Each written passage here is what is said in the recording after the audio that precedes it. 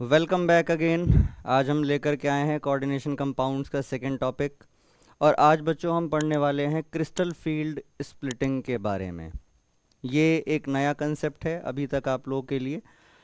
अभी जो last lecture में हम लोगों ने पढ़ा था वैलेंस बॉन्ड थ्योरी के बारे में पढ़ा था, जिसमें हमने कॉम्प्लेक्स देखे थे कि कैसे कैसे कॉम्प्लेक्स फॉर्मेशन होती है, कौन से कॉम्प्लेक्स पैरामैग्नेटिक होते हैं, कौन से डायमैग्नेटिक होते हैं। कुछ लिमिटेशंस रह गई थी वैलेंस बॉन्ड थ्योरी की। उन लिमिटेशंस को ओवरकम करने के लिए एक नई थ्योरी दी गई जिसका नाम है crystal field theory. Crystal field theory बच्चों ये कहता है कि अगर कोई कॉम्प्लेक्स की अगर हम बात करें, एग्जांपल लेकर के हम बात करें, जैसे मान लीजिए हमारे पास में कॉम्प्लेक्स है CONH3 का होल 6 3 पॉजिटिव। ठीक है, मान लीजिए ये कॉम्प्लेक्स है हमारे पास में। अब जो क्रिस्टल फील्ड थ्योरी है वो ये कहती है कि जो ये मेटल होगा और ये जो लिगेंड है, इनके बीच का जो इंटरेक्शन होगा वो प्योरली आयोनिक होगा। मेटल और लिगेंड के बीच का जो इंटरेक्शन है ये प्योरली कैसा होगा? आयोनिक इंटरेक्शन होगा, जो इलेक्ट्रोस्टैटिक फोर्स की वजह से जनरेट होता है। इलेक्ट्रोस्टैटिक फोर्स की वजह से जनरेट होता है। इनके बीच का जो इंटरेक्शन है वो कैसा है? आयोनिक है। ठीक। दूसरी बात ये कही कि जो लिगेंड है, अगर लिगेंड आपकी एनायनिक है, एनायनिक लिगेंड है, तो उस केस में लिगेंड को हम पॉइंट चार्ज की तरह मानते हैं। हम मानते हैं कि लिगेंड एक्ट करता है एक पॉइंट चार्ज की तरह। ठीक है। दूसरी बात ये कि अगर आपकी एनायनिक नहीं है, न्यूट्रल है, आपकी लिगेंड कैसी है? न्यूट्रल है। तो न्यूट्रल के केस में जो इंटरेक्शन है पॉइंट चार्ज की तरह ना लेकर के इसको एक डाइपोल की तरह माना गया कि ये एक डाइपोल की तरह एक्ट करेगा। तो जो क्रिस्टल फील्ड थ्योरी है वो ये कहती है कि जब मेटल के साथ में लिगेंड सराउंड करती हैं, चारों तरफ से लिगेंड मेटल को घेरती हैं, तो जैसा कि हम जानते हैं लिगेंड काम क्या करेंगी? अपने इलेक्ट्रॉन्स देंगी मेटल को, मेटल को इलेक्ट्रॉन प्रोवाइड करेंगी। ठीक है। अब जब मेटल और इसके लिगेंड के इलेक्ट्रॉन्स का आपस में जो इंटरेक्शन होगा वो कंप्लीटली आयोनिक माना जाएगा। ठीक है, पहली बात। दूसरी चीज़ कि जो लिगेंड है आपकी, अगर वो एनायनिक लिगेंड है तो वो पॉइंट चार्ज की तरह बिहेव करेंगे, पॉइंट चार्ज की तरह मानेंगे। और अगर ये न्यूट्रल है, अगर ये न्यूट्रल है तो इसको आप एक डाइपोल की तरह लेके चलेंगे। ठीक है। इन सब बातों का मतलब क्या है हमारे एक क्वेश्चन से या बोर्ड एग्जामिनेशन में? सर इसमें से कोई क्वेश्चन पूछा जाता है क्या? देखो, क्रिस्टल फील्ड थ्योरी पहले समझोगे आप, है ना। थ्योरी को पहले समझेंगे, समझने के बाद में फिर उसके क्वेश्चंस अटेम्प्ट करेंगे। तो अपनी नॉलेज को कॉम्प्रिहेंड करने के लिए हमें ये सारी चीज़ें पता होनी चाहिए। मतलब ऐसा नहीं है कि बोर्ड में आपसे पूछ लिया जाएगा कि क्रिस्टल फील्ड थ्योरी क्या है, एक्सप्लेन करिए, है ना। वैसे देखो, पूछने को कुछ भी आ सकता है क्योंकि बोर्ड है, लेकिन from previous PYQs it has been observe that such kind of questions नहीं आते, पूछे नहीं गए हैं कभी। तो आपको बस ये समझना है कि क्रिस्टल फील्ड थ्योरी क्यों आई और उसका क्या रोल था, इम्पैक्ट क्या था उसका। अच्छा जी। अब जब क्रिस्टल फील्ड थ्योरी आई तो उसने सबसे इंपॉर्टेंट बात थी उसकी, ये कहना था कि जब भी मेटल एनायनिक लिगेंड से सराउंडेड होता है, एनायनिक लिगेंड से सराउंडेड होता है मेटल, तो जो डी ऑर्बिटल्स होते हैं वो डीजेनरेट होते हैं। हमने अभी तक पढ़ा भी यही है कि जो आपके डी ऑर्बिटल्स होते हैं, जो डी ऑर्बिटल्स हैं, इसमें टोटल आपके पास 5 ऑर्बिटल होते हैं डी में। डी में 5 होते हैं। और बच्चों आपने आज तक पांचों एक साथ बनाए हैं, है ना। पांचों आपने एक साथ बनाए। इसमें से नाम इनको देते हो आप DXY, DYZ, DZX, DX² minus Y² और DZ²। ये आपने 5 ऑर्बिटल पढ़े डी में। और हम ये जानते हैं कि ये सब डीजेनरेट होते हैं। डीजेनरेट का मतलब बच्चों इनकी एनर्जी सेम होती है सबकी, इनकी सबकी एनर्जी सेम होती है। ठीक है, ऐसा हम अब तक पढ़ते आ रहे थे। अब CFT के आने से क्या हुआ? CFT जब आई तो CFT ने बोला कि जब कभी एनायनिक लिगेंड सराउंड करेंगी मेटल को तो ये सारे ऑर्बिटल डीजेनरेट होंगे, लेकिन जब इंटरेक्शन बढ़ जाएगा, जब इंटरेक्शन बढ़ जाएगा, एक्चुअल में होता क्या है कि ये जो लिगेंड है इसके भी इलेक्ट्रॉन्स होंगे, ठीक है, और जो आपका मेटल है इसके भी इलेक्ट्रॉन्स होंगे, इनर इलेक्ट्रॉन्स होंगे। तो इन दोनों इलेक्ट्रॉन्स के बीच में क्या होगा बच्चों? रिपल्शन होगा। इनके बीच क्या होगा? रिपल्शन। ध्यान से देखो, जो लिगेंड अपने इलेक्ट्रॉन डोनेट कर रही है वो, और जो मेटल के पास अपने इलेक्ट्रॉन्स हैं, इनर इलेक्ट्रॉन्स हैं वो, उनके बीच में क्या होगा? इंटरेक्शन होगा, रिपल्शन होगा। रिपल्शन की वजह से जो डी ऑर्बिटल होते हैं बच्चों वो स्प्लिट कर जाते हैं। ये सबसे इंपॉर्टेंट फैक्टर है इस थ्योरी का, सीएफटी का। क्या? कि जब इंटरेक्शन होगा, इलेक्ट्रॉनिक इलेक्ट्रॉनिक इंटरेक्शन होने की वजह से स्प्लिटिंग हो जाती है डी ऑर्बिटल की, यानी डी ऑर्बिटल अब डीजेनरेट नहीं रहा, डी ऑर्बिटल अब डीजेनरेट नहीं रहा, अब डी ऑर्बिटल टूट गया दो अलग अलग ऑर्बिटल्स में, ठीक है, दो अलग अलग ऑर्बिटल्स में टूट गया। उन्हीं स्प्लिटिंग को हमें देखना है यहां पे कि वो स्प्लिटिंग क्या है। तो सबसे पहली हम पढ़ेंगे ऑक्टाहेड्रल स्प्लिटिंग। सबसे पहला हम पढ़ेंगे बच्चों ऑक्टाहेड्रल स्प्लिटिंग, ठीक है। मतलब अगर कोई कंपाउंड है आपके पास में, कॉम्प्लेक्स कंपाउंड है, उसमें ऑक्टाहेड्रल स्प्लिटिंग कैसे होती है। फिर हम पढ़ेंगे टेट्राहेड्रल स्प्लिटिंग कैसे होती है। ज्यादातर क्वेश्चंस आपके ऑक्टाहेड्रल स्प्लिटिंग से ही आए हुए हैं, मतलब टेट्राहेड्रल ऑलमोस्ट ना के बराबर पूछा गया है, ठीक है। टेट्राहेड्रल नहीं पूछा जाता आपसे, ऑक्टाहेड्रल ज्यादा पूछा जाता है। चलिए इसको देखते हैं क्या है। आपके पास डी ऑर्बिटल हैं, ठीक है, आपके पास में डी ऑर्बिटल हैं, ये रहे टोटल 5, ठीक, 1 2 3 4 और 5। अब बच्चों हुआ क्या कि जब डी ऑर्बिटल को लिगेंड से सराउंड किया गया, जब डी ऑर्बिटल को लिगेंड से सराउंड किया गया, तो लिगेंड से सराउंड होने के बाद में हुआ क्या, ये सारे के सारे ऑर्बिटल एक इंटरमीडिएट स्टेप में आएंगे, यानी कि एक बॉन्डिंग की सिचुएशन में आएंगे। ये सारे ऑर्बिटल एक बॉन्डिंग की सिचुएशन में आ जाएंगे, यानी कि हम तैयार हैं बॉन्डिंग करने के लिए, हम तैयार हैं, ठीक है। ये पांचों के पांचों ऑर्बिटल्स बॉन्डिंग के लिए अवेलेबल हैं। अब हुआ क्या कि जो आपकी लिगेंड है, ठीक है, जिसने मेटल को चारों तरफ से घेरा हुआ है, जो लिगेंड है, उसके इम्पैक्ट की वजह से, उसके इम्पैक्ट की वजह से ये जो 5 के 5 ऑर्बिटल हैं ये टूट जाते हैं। अब टूटते कैसे हैं? टूटने के पीछे की कहानी ये कहती है बच्चों कि जो आपके दो ऑर्बिटल होते हैं d x square minus y square और डी जेड स्क्वायर, ये एक्चुअली में ज़्यादा रिपल्शन फेस करते हैं, ये ज़्यादा अलाइंड होते हैं टूवर्ड्स द एक्सिस, एक्सिस की तरफ इनका झुकाव ज़्यादा होता है, जिसकी वजह से ये ज़्यादा इंटरेक्शन झेलते हैं, या यूं कहो कि इनमें ज़्यादा रिपल्शन होता है, ये ज़्यादा रिपल्शन को फेस करते हैं। ज़्यादा रिपल्शन फेस करने की वजह से ये जब ब्रेक होंगे तो हायर एनर्जी लेकर के ब्रेक होते हैं, मतलब एक ज़्यादा एनर्जी लेकर के ब्रेक डाउन हो जाएंगे। अब यहाँ से समझो, ये जो आपको लाइन दिख रही है बच्चों, अगर मैं मान लूँ कि ये लाइन आगे मैं ऐसे एक्सटेंड करे दे रहा हूँ, ठीक है, तो ये जो लाइन है ये एक थ्रीशोल्ड लाइन है, ये एक थ्रीशोल्ड लाइन है, इसको हम नाम देते हैं बेरी सेंटर,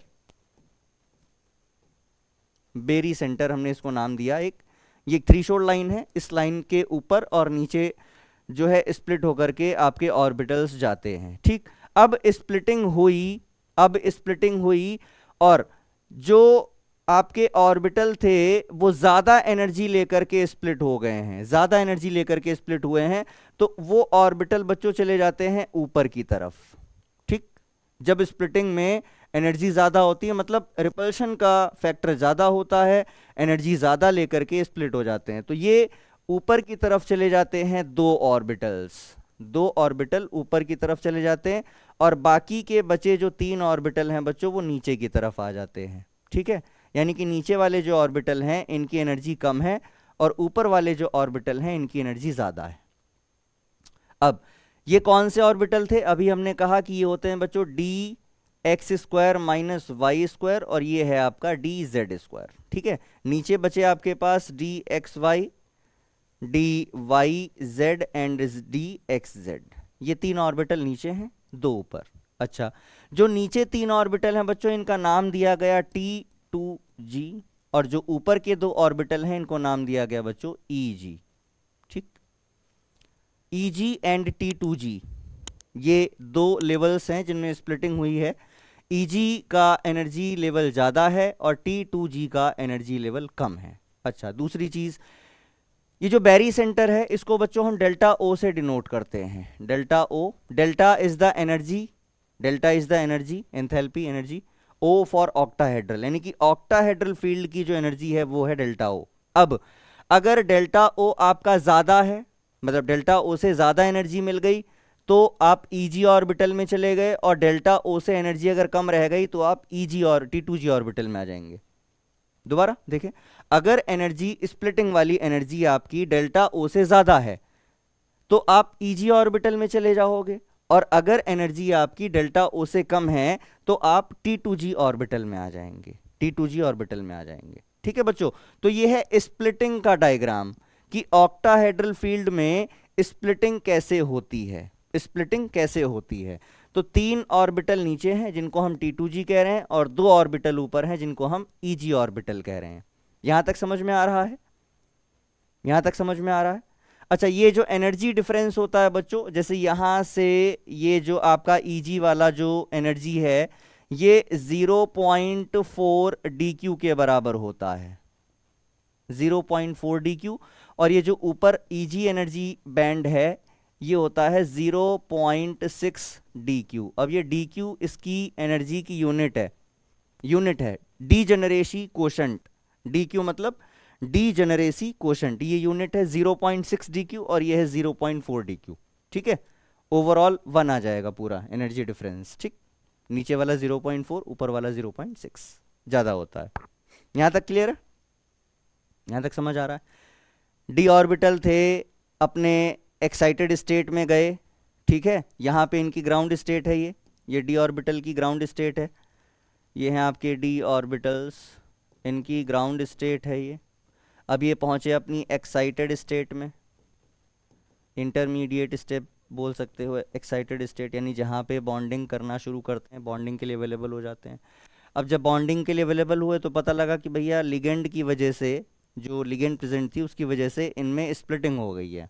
ठीक है, स्प्लिटिंग होने का कारण क्या था कि हमने शुरुआत में बताया कि CFT ये कहती है कि anionic ligand should be considered as point charges. ठीक है, and the interaction between metal and ligand is purely ionic. तो जो इंटरेक्शन है आपका ये इलेक्ट्रोस्टैटिक इंटरेक्शन हो गया। इलेक्ट्रोस्टैटिक इंटरेक्शन की वजह से इलेक्ट्रॉनिक इलेक्ट्रॉनिक रिपल्शन हुआ। इलेक्ट्रॉनिक इलेक्ट्रॉनिक रिपल्शन की वजह से जो ऑर्बिटल्स थे वो क्या हो गए, ब्रेक हो गए। ठीक है, यानी कि पहले डीजेनरेसी थी, अब क्या हुआ कि दोनों के बीच में रिपल्शन हुआ। रिपल्शन होने की वजह से अनस्टेबल होंगे। भाई कोई चीज़ अगर रिपेल कर रही है इसका मतलब वो अनस्टेबल है। ठीक है, तो वो अपने आप को एक ऐसी जगह पे ले जाना चाहेगी जहां पे रिपल्शन फैक्टर 0 हो जाए ऑलमोस्ट। वहां जाने के लिए उसने क्या किया, अपने आप को ब्रेक कर लिया। ठीक है, अब जो ब्रेकिंग हुई है उसमें एनर्जी आपकी जो है अगर डेल्टा ओ से ज़्यादा है तो ऑर्बिटल Eg होगा, और अगर एनर्जी डेल्टा ओ से कम है तो ऑर्बिटल आपका T2G होगा। ठीक है, समझ आ गया यहाँ तक? चलिए अब बात करते हैं कि सर इससे हुआ क्या, इसका क्या फ़ायदा क्या था। अभी इसमें कुछ बातें और इम्पॉर्टेंट रह गई, वो क्या है, जैसे अगर आपके पास में d ऑर्बिटल में इलेक्ट्रॉन 1 है या D2 है या D3 है तो इसमें कोई दिक्कत नहीं है। ठीक है, क्या दिक्कत नहीं है जरा देखो, अगर d में इलेक्ट्रॉन 1 है बच्चों तो यहां सिंपली एक ही इलेक्ट्रॉन होगा, और वो एक इलेक्ट्रॉन आपका T2G लेवल में चला जाएगा। भाई एक ही इलेक्ट्रॉन है तो इलेक्ट्रॉन एकदम से तो ऐसा है नहीं कि पहला ही इलेक्ट्रॉन होगा और बहुत ज़्यादा एनर्जी लेकर के सीधे आगे Eg में पहुंच जाएगा, नहीं, पहले लोअर ऑर्बिटल्स में जाते हैं। भाई हम रूल्स भी तो ओबे करेंगे ना, हुंड्स का रूल भी फॉलो करना है, हुंड्स का रूल भी फॉलो करना है। ठीक है, ऑफ-बाउ का प्रिंसिपल भी याद में रखना है, ऑफ-बाउ का प्रिंसिपल हुंड का नियम हो गया। तो हुंड के और ऑफ-बाउ के प्रिंसिपल्स के अकॉर्डिंग जो लोअर ऑर्बिटल्स हैं उसमें पहले इलेक्ट्रॉन जाएगा, यानी एक इलेक्ट्रॉन है तो इसमें चला गया, सिंपल सी बात, ये आ गया जी, इसमें एक इलेक्ट्रॉन था आ गया। अगर D2 है यानी 2 इलेक्ट्रॉन है तो भी 2 इलेक्ट्रॉन यहाँ ऐसे आ जाएंगे। ठीक है, कोई इशू नहीं है। अगर D3 है तो भी कोई दिक्कत नहीं जी, तीसरा इलेक्ट्रॉन यहाँ पे आ गया, T2G3 बन गया, ये T2G3 बन गया। ठीक, प्रॉब्लम कहाँ से शुरू हुई बच्चों? प्रॉब्लम शुरू हुई अगर आपका कॉन्फ़िगरेशन D4 है, यानी D में अगर 4 इलेक्ट्रॉन है। अब दिक्कत हो गई, क्या दिक्कत हुई जरा समझना। अब यहां से दो केस अराइज होते हैं। पहला केस, पहली बात क्या, कि जब D4 कॉन्फ़िगरेशन हो जाएगा तो 4 इलेक्ट्रॉन है यहां पे। अब 4 में इलेक्ट्रॉन जब स्प्लिटिंग हो रही है तो अपने आप को कैसे फिलअप करें, अपने आप को फिलअप कैसे करें? देखो, पहला केस तो ये हो गया कि 3 इलेक्ट्रॉन सिंगली ऑक्यूपाइड हुए और हुंड के नियम के अनुसार चौथा इलेक्ट्रॉन यहां पे अपने आप को पेयरिंग कर लेता है। ठीक है, पहला केस ये हुआ कि 3 इलेक्ट्रॉन पहले सिंगल ऑक्यूपाई होंगे, फिर चौथा इलेक्ट्रॉन T2G ऑर्बिटल में ही रह के अपने आप को क्या कर लेगा, पेयर कर लेगा, पेयरिंग हो जाएगी। भाई पहले सिंगल फिल होते हैं, उसके बाद पेयरिंग होती है, यही तो होता है। ठीक, तो ये हो गया पहला केस। ठीक है, पहले केस में क्या हो रहा है कि पेयरिंग हो रही है, पेयरिंग ऑफ इलेक्ट्रॉन अकर्स। ठीक, दूसरा केस क्या है बच्चों? दूसरा केस ये है कि ये इलेक्ट्रॉन यहां पर ना जा करके, ये इलेक्ट्रॉन यहां पर ना जा करके ऊपर चला जाए। भाई आपने कहा कि सर सिंगल इलेक्ट्रॉन फिल किए आपने, तो ऊपर भी तो सिंगल इलेक्ट्रॉन फिल करो तभी तो पेयरिंग करोगे। दिमाग से सोचना, पहले सिंगल ऑक्यूपाई किया आपने T2G ऑर्बिटल को, ठीक है, अब आप EG ऑर्बिटल को भी सिंगली ऑक्यूपाई करिए, पहले सिंगल इलेक्ट्रॉन फिल करिए, अगर बच जाते हैं उसके बाद पेयरिंग शुरू करिए। बोलो सही है? हाँ बिल्कुल ठीक है। यानी कि एक दूसरा केस ये है कि इलेक्ट्रॉन एक्साइट होकर के यहां पे आ जाए EG ऑर्बिटल में, यानी चौथा इलेक्ट्रॉन जो है वो एक्साइट होकर के EG ऑर्बिटल में चला जाए, T2G में ना जाकर के EG में चला जाए। तो कॉन्फ़िगरेशन क्या हो जाएगा उस केस में? भाई देखो यहां पे electron excites into EG orbital, EG orbital में चला गया जी। जब ऐसे चला गया तो कॉन्फ़िगरेशन क्या बना बच्चों? T2G3 and EG1। ठीक है, T2G में 3 है, EG में 1। और इस केस में इलेक्ट्रॉनिक कॉन्फ़िगरेशन क्या बनेगा? T2G4 EG0। EG में कोई नहीं है, T2G में 4 है। तो ये दोनों केसेस को समझाने के लिए CFT ने एम्फेसिस किया, पूरा इसको समझाया कि भाई ये दोनों केस जो हैं ये कैसे लागू होंगे, कब लागू होंगे, है ना, कब इसको आप लगाएंगे और किन कंडीशंस में हम इनको अप्लाई कर सकते हैं। समझ में आ रहा है बच्चों यहाँ तक? तो ये था आपका क्रिस्टल फील्ड स्प्लिटिंग। यहाँ पर कोई इशू है किसी को? ये तो दोनों चीज़ें आपको समझ में आ गई, है ना। अभी दो इंपॉर्टेंट फैक्टर और हैं इसमें जो हमें डिस्कस करने हैं, दो इंपॉर्टेंट फैक्टर और हैं जो डिस्कस करने हैं। क्या है? डेल्टा O और P में रिलेशन। अब ये P क्या है सर? P एक्चुअली में जो P है आपका, P को हम बोलते हैं पेयरिंग एनर्जी, पेयरिंग एनर्जी। ठीक है, पेयरिंग एनर्जी का सिंपली मतलब ये है कि जो इलेक्ट्रॉन्स हैं क्या वो अपने आप को पेयर अप कर पा रहे हैं, किसी ऑर्बिटल में इलेक्ट्रॉन अपने आप को पेयर अप कर पा रहे हैं कि नहीं कर पा रहे हैं, तो उसी एनर्जी को हम बोल रहे हैं पेयरिंग एनर्जी। ठीक है, ऐसा देखा गया कि अगर आपका डेल्टा O लेस देन है P से, डेल्टा O लेस देन है P से, ये पहला केस है बच्चों, delta O is less than P, and second case is delta O is greater than P। ठीक है, अगर डेल्टा O लेस देन है P से, तो इस केस में बच्चों पेयरिंग नहीं हो पाएगी, नो पेयरिंग। भाई पेयरिंग नहीं हो पाएगी, अगर डेल्टा O आपका P से कम हो गया है तो पेयरिंग नहीं हो पाएगी। ठीक है, अगर पेयरिंग नहीं हो पा रही है तो ऐसे कॉम्प्लेक्सेस को हम बच्चों नाम देते हैं high spin complex, high spin complex. ठीक, हाई स्पिन कॉम्प्लेक्स। और अगर डेल्टा O आपका ज़्यादा है P से, ज़्यादा है P से, तो ये सिंपली ये शो करता है कि यहाँ पे पेयरिंग हो जाएगी, पेयरिंग अकर्स। और पेयरिंग होने की वजह से बच्चों क्या होता है कि ऐसे कंपाउंड बनाते हैं लो स्पिन कॉम्प्लेक्स। ठीक है, जब पेयरिंग हो जाएगी तो यहाँ पे फॉर्मेशन होगी लो स्पिन कॉम्प्लेक्स की। ठीक, अब पेयरिंग होने से ना होने से क्या इम्पैक्ट पड़ा कॉन्फ़िगरेशन में? देखो, अगर पेयरिंग नहीं हुई, नो पेयरिंग, D4 कॉन्फ़िगरेशन की बात हम कर रहे थे, तो आपका इलेक्ट्रॉनिक कॉन्फ़िगरेशन क्या हो जाएगा? T2G3 and EG0।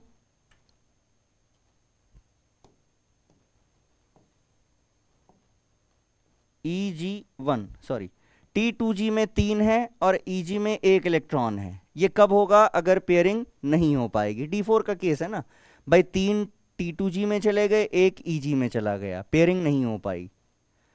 Second case, pairing हो गई। अगर पेयरिंग हो गई तो चारों इलेक्ट्रॉन आपके T2G में चले जाएंगे और EG में कोई भी इलेक्ट्रॉन नहीं बचेगा, यानी कॉन्फ़िगरेशन विल T2G4 EG0। ठीक है, डेल्टा O अगर स्ट्रॉन्गर है यानी कि ग्रेटर देन है P से, ऐसे केसेस में जो आपके कॉम्प्लेक्स बन रहे हैं low spin complex, these are actually made by strong field ligands. Strong field ligand. अब ये क्या लिख दिया सर आपने, ये क्या होता है? अभी इसको भी समझते हैं बच्चों। और हाई स्पिन कॉम्प्लेक्स बनते हैं बच्चों वीक फील्ड लिगेंड के लिए। Weak field ligand, weak field ligand के लिए बनते हैं हाई स्पिन कॉम्प्लेक्स। या यूं कहिए सिंपली कि अगर आपके पास वीक फील्ड लिगेंड है तो वो हाई स्पिन कॉम्प्लेक्स की फॉर्मेशन करेगी, और अगर स्ट्रॉन्ग फील्ड लिगेंड है तो वो लो स्पिन कॉम्प्लेक्स बनाती है। ठीक है, समझ में आ रहा है? देखिए, ये हाई स्पिन लो स्पिन का मतलब क्या है? हम सारी बातें जो हैं, CFT ने सारी बातें जो करी हैं वो किसकी करी हैं? Interaction between ligand and metal. ठीक है, लिगेंड और मेटल के बीच का इंटरेक्शन कैसा है, उसी पे सारी चीज़ें फोकस्ड हैं। तो जो लिगेंड है, अगर उसके अंदर उतना पोटेंशियल है कि वो मेटल के इलेक्ट्रॉन्स को पेयर कर दे रही है, मेटल के इलेक्ट्रॉन को पेयर कर दे रही है, तो ऐसी लिगेंड को हम बोलते हैं बच्चों स्ट्रॉन्ग फील्ड लिगेंड। दोबारा, अगर ऐसी लिगेंड है जो मेटल के इलेक्ट्रॉन को पेयर अप कर दे रही है, यानी कि मेटल के पास में जो अनपेयर्ड इलेक्ट्रॉन्स हैं उनको क्या कर दे रही है? पेयर अप कर दे रही है, तो ऐसी लिगेंड को हम बोलते हैं स्ट्रॉन्ग फील्ड लिगेंड। ठीक, दूसरी चीज, अगर उस लिगेंड के पास इतना पोटेंशियल नहीं है कि वो मेटल के इलेक्ट्रॉन्स को पेयर अप कर पाए, यानी वो जो अनपेयर्ड इलेक्ट्रॉन है वो अनपेयर्ड ही रहेंगे, उनको पेयर नहीं कर पाएगी, ऐसी लिगेंड को हम बोलते हैं बच्चों वीक फील्ड लिगेंड। समझ में आ रहा है? Weak field ligand. अब ये सर पता कैसे चलेगा? इसको पता करने के लिए बच्चों बहुत सारे एक्सपेरिमेंट्स किए गए, और एक्सपेरिमेंट करने के बाद में एक सीरीज बनाई गई जिसको हम कहते हैं स्पेक्ट्रोकेमिकल सीरीज। ये है आपके सामने स्पेक्ट्रोकेमिकल सीरीज। ये क्या सीरीज सर? ये बच्चों एक्सपेरिमेंट के बिहाफ पर अलग अलग लिगेंड्स का जो बिहेवियर ऑब्जर्व किया गया, जो देखा गया behaviour of ligands with different metals in coordination entity, उसको ऑब्जर्व करने के बाद में ये एक सीरीज बनाई गई जिसको हम कहते हैं स्पेक्ट्रोकेमिकल सीरीज। ठीक है, it starts with the carbonyl CO। सबसे ज़्यादा जो पावर है, यानी कि इलेक्ट्रॉन को सबसे तेजी से जो पेयर कर सकता है बच्चों, वो है कार्बोनिल CO। ठीक है, इसके बाद CN आता है साइनाइड, फिर EN है इथाइलिन डाइमाइन, फिर है आपका NH3, फिर EDTA है, फिर NCS, H2O, C2O4 2 negative, then OH minus, then F minus, then S2, then Cl, then SCN minus, then Br and finally I minus. यानी कि जैसे जैसे आप आगे की तरफ बढ़ते जा रहे हैं, आगे की तरफ बढ़ते जा रहे हैं, वैसे वैसे इनकी स्ट्रेंथ डिक्रीज होती जा रही है। स्ट्रेंथ कौन सी? इलेक्ट्रॉन को पेयर कर पाने की स्ट्रेंथ इनकी डिक्रीज होती जा रही है। यानी कि जैसे जैसे आगे की तरफ आप बढ़ोगे तो ये इलेक्ट्रॉन को जो पेयर करने की इनकी क्षमता है ना, जो कैपेबिलिटी है पेयर अप करने की, वो धीरे धीरे डिक्रीज होती जा रही है। ठीक है, समझ में आ रहा है? समझ में आ रहा है? अब जैसे मान लीजिए इन्हीं में से हम बात कर लेते हैं, इन्हीं में से एक बात कर लेते हैं, क्या कि आपके पास में एक कॉम्प्लेक्स है, ये कोबाल्ट का अमोनिया के साथ कॉम्प्लेक्स है। ठीक है, कोबाल्ट का अमोनिया के साथ कॉम्प्लेक्स है, और दूसरा हम कॉम्प्लेक्स ले लेते हैं कोबाल्ट का फ्लोरीन क्लोरीन के साथ में, COCl का होल 6 3 नेगेटिव। ठीक है, आपके पास में ये दो कॉम्प्लेक्स हैं, दोनों हैं कोबाल्ट के ही, दोनों कोबाल्ट की कॉम्प्लेक्स हैं, ये भी कोबाल्ट का, ये भी कोबाल्ट का है। एक में अमोनिया है एज अ लिगेंड और एक में क्लोरीन है एज अ लिगेंड। अब आपसे दोनों में पूछ लिया जाता है कि क्योंकि दोनों ही ऑक्टाहेड्रल कॉम्प्लेक्स हैं, दोनों ही ऑक्टाहेड्रल कॉम्प्लेक्स हैं, हो सकता है आपसे ये भी कह दिया जाए कि दोनों का जो कॉन्फ़िगरेशन है वो D4 है, लेकिन एक पैरामैग्नेटिक होता है एक डायमैग्नेटिक होता है। आपसे ऐसे भी पूछ लिया जा सकता है कि एक पैरामैग्नेटिक है एक डायमैग्नेटिक है, बताइए क्यों।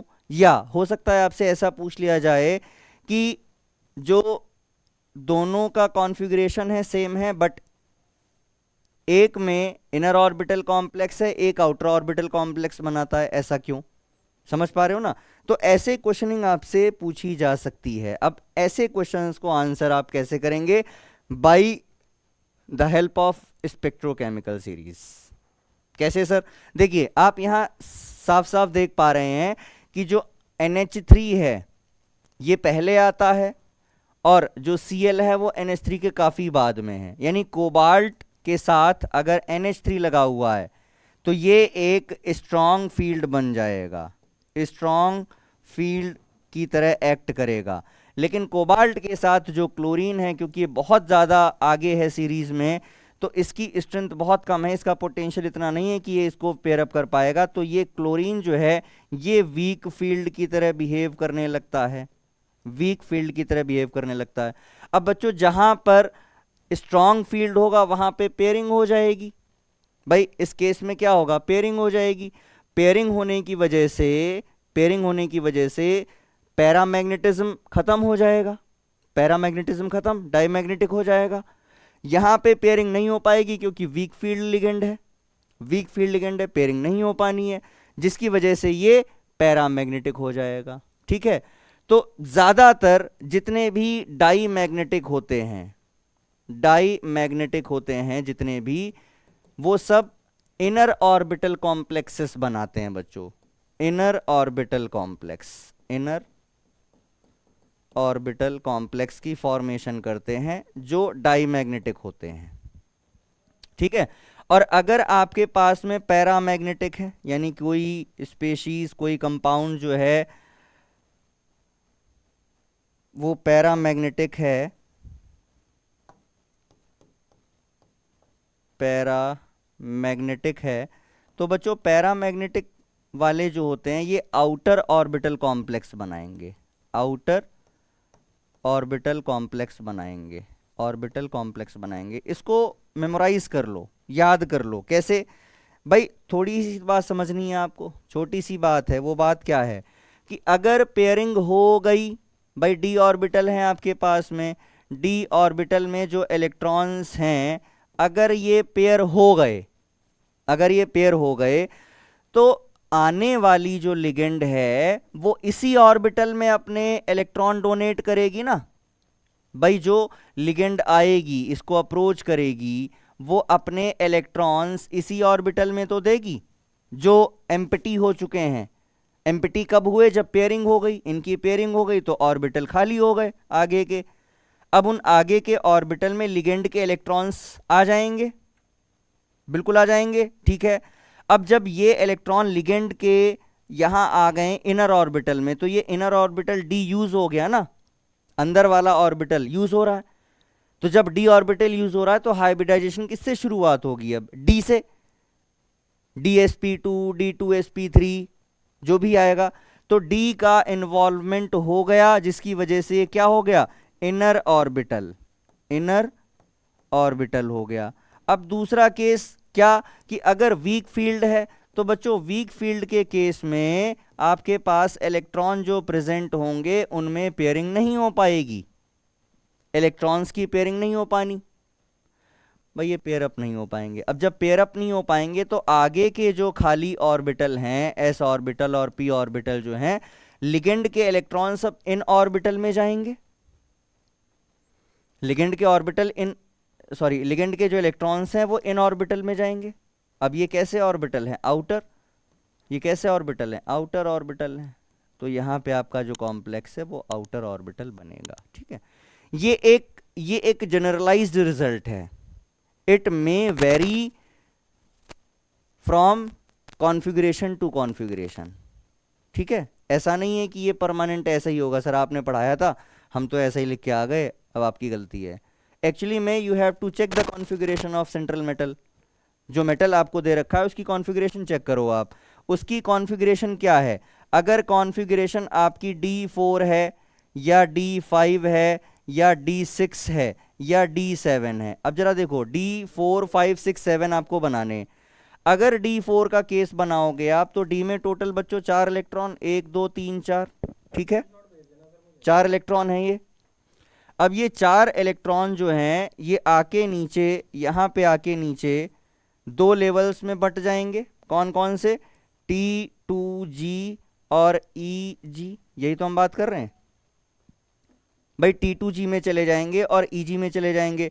अगर इलेक्ट्रॉन T2G में चले गए, यहाँ पे चले गए, मान लो 4 इलेक्ट्रॉन थे, 3 यहाँ पे आ गए, अब सारी लड़ाई किसकी है, चौथे इलेक्ट्रॉन की तो है कि सर चौथा इलेक्ट्रॉन पेयर अप होगा कि नहीं होगा। तो ये चौथा इलेक्ट्रॉन अगर यहाँ चला गया, ऊपर चला गया, यानी पेयरिंग नहीं हो पा रही है। और अगर ये वाला इलेक्ट्रॉन नीचे आ गया, इसका मतलब पेयरिंग हो गई है। अगर ये इलेक्ट्रॉन यहाँ से ना जाके यहाँ पे आ गया, इसका मतलब पेयरिंग हो गई। तो ये सारी जो कहानी है ये अगेन किसके ऊपर आ गई, लिगेंड के ऊपर, कि लिगेंड कैसी थी, स्ट्रॉन्ग फील्ड थी या वीक फील्ड थी।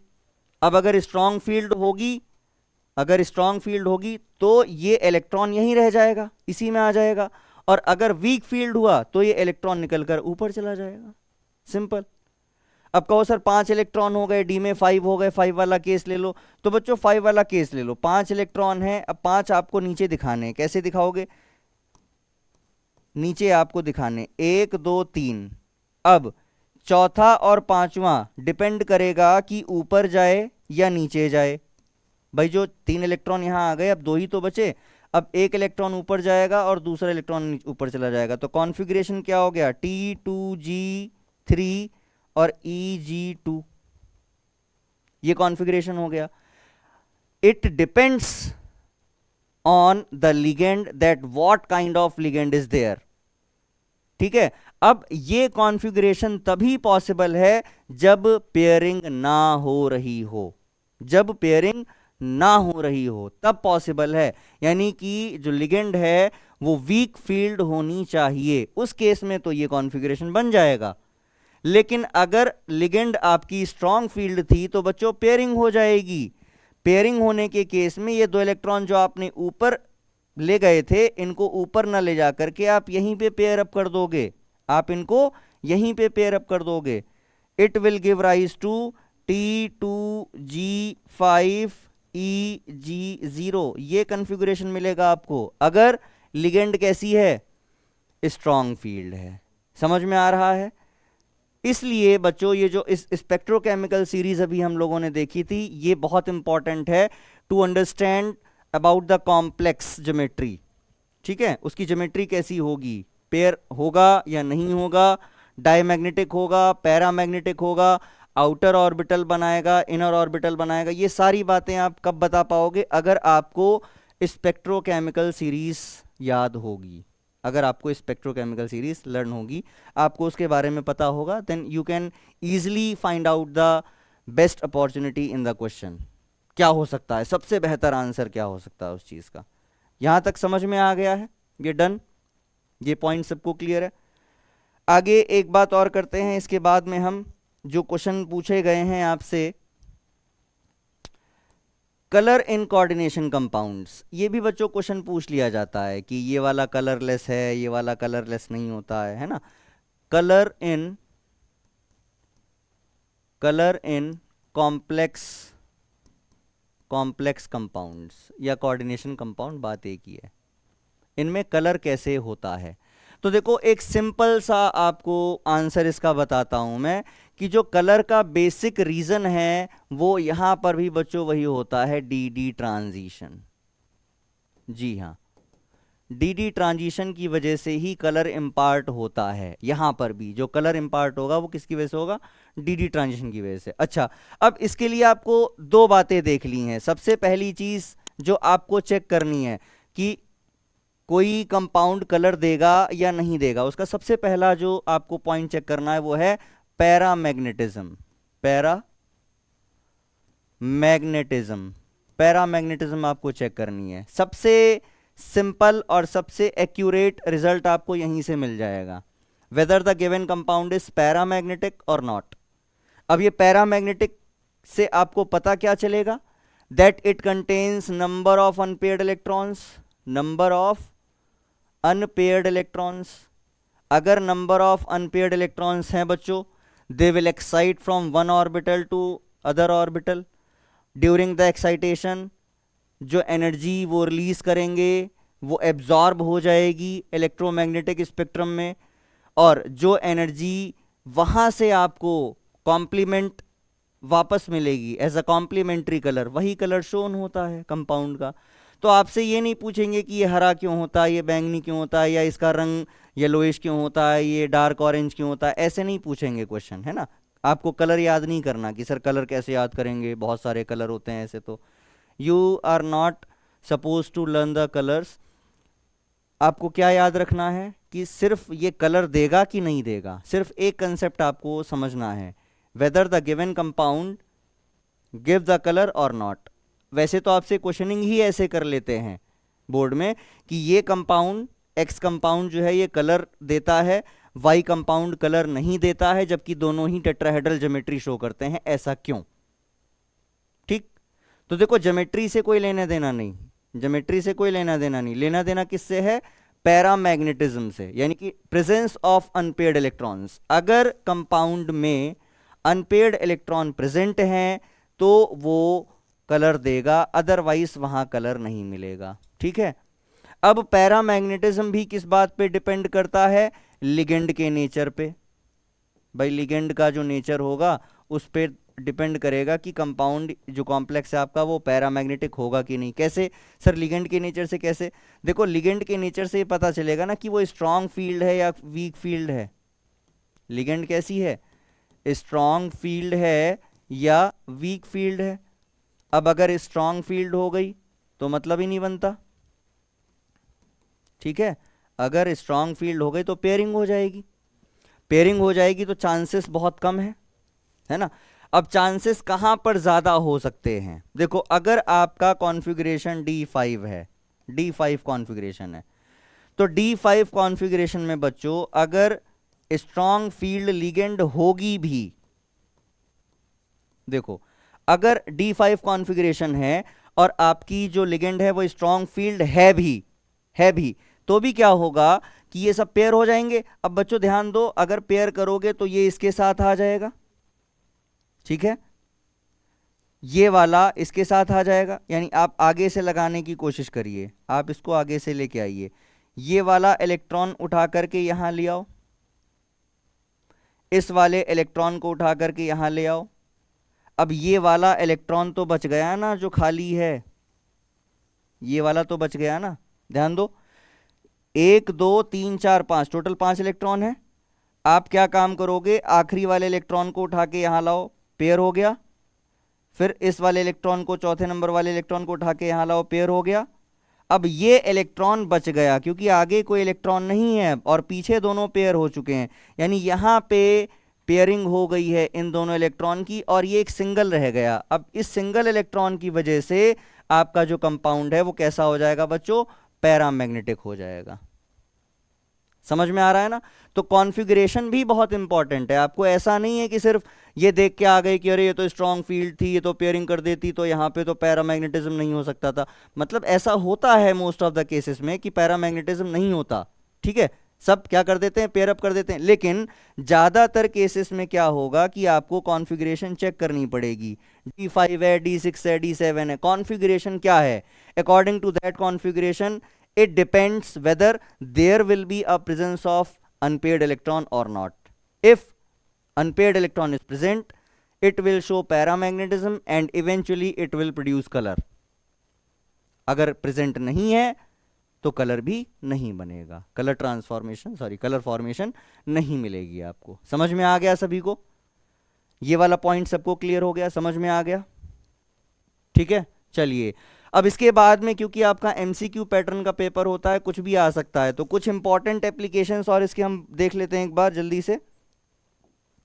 इंपॉर्टेंट एप्लीकेशंस यानी कि जो कोऑर्डिनेशन कंपाउंड है, इनकी इंपॉर्टेंस क्या है और इनकी एप्लीकेशंस क्या हैं।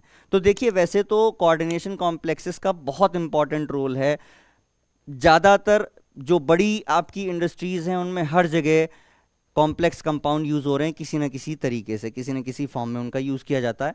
कुछ इंपॉर्टेंट है आपके पास में यहाँ पे, जैसे कि अगर आपको हार्डनेस देखनी है, वाटर की हार्डनेस, पानी कितना ज़्यादा हार्ड है, कितना ज़्यादा सॉफ्ट है, पता करते हैं ना। तो पहले तो पानी की हार्डनेस को चेक करने के लिए हम टाइट्रेशन करते हैं इसके साथ Na2EDTA। ये एक सोडियम का कॉम्प्लेक्स है, Na2EDTA। ये एक कॉम्प्लेक्स यूज़ किया जाता है कहाँ पर बच्चों? पानी की हार्डनेस को चेक करने के लिए। सिंपल टाइट्रेशन से हम पानी की हार्डनेस चेक करते हैं बाय यूजिंग दिस। ठीक है, तो जो भी सोडियम और मैग्नीशियम के आयंस होते हैं उनका हमें एक स्टैटिस्टिक्स डाटा मिल जाता है, तो हम बता पाते हैं कि ये जो पानी है ये सॉफ्ट है या हार्ड है, अगर हार्ड है तो कितना हार्ड है। ठीक, दूसरी चीज़, जो मेटलर्जिकल प्रोसेस होते हैं, यानी कि जब हम एक्सट्रैक्शन करते हैं मेटल्स का फ्रॉम देयर ओर्स, वहाँ पर भी कुछ ऐसे आपके मेटल्स आते हैं जैसे कि सिल्वर हो गया, गोल्ड हो गया, इनको एक्सट्रैक्ट करने के लिए भी कॉम्प्लेक्स कंपाउंड का इस्तेमाल किया जाता है। ठीक है, अच्छा, थर्ड पॉइंट इज, जैसे आप ये देख पा रहे हैं यहाँ पे कि कैटलिस्ट लिखा हुआ, ये विल्किंसन कैटलिस्ट है जो हाइड्रोजनेशन में इस्तेमाल किया जाता है, हाइड्रोजनेशन में इस्तेमाल करते हैं विल्किंसन कैटलिस्ट को।